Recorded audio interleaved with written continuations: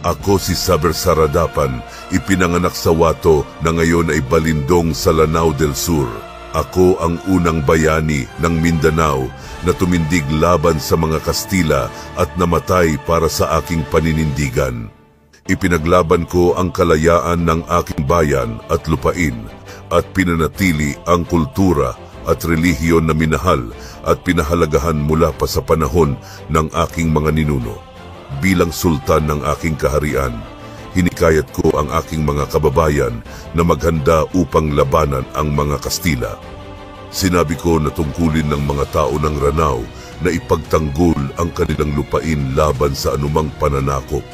Kung mabigo sa tungkuling ito, mawawala ang kanilang pagkakakilanlan tulad ng mga tao sa Visayas at Luzon na sinakop ng mga Kastila. Upang ipakita ang aking determinasyon, nagpasya akong labanan ang mga mananakop mag-isa. Sinabi ko sa aking mga kababayan na kung kailangan mang magbuwis ng dugo, ako ang unang mag-aalay ng aking buhay bago ang kanila. Huwag nating hayaang magtagumpay ang mga Kastila. Panatilihin natin ang ating kultura, tradisyon, relihiyon, kalayaan at paraan ng pamumuhay.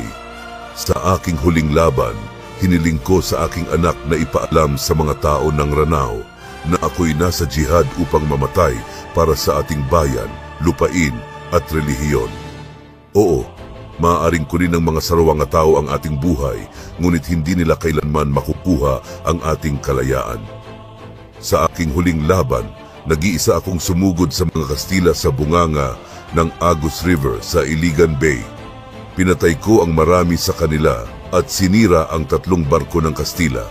Sa huli, kahit sugatan at hindi na makalakad, patuloy akong lumaban hanggang sa aking huling hininga.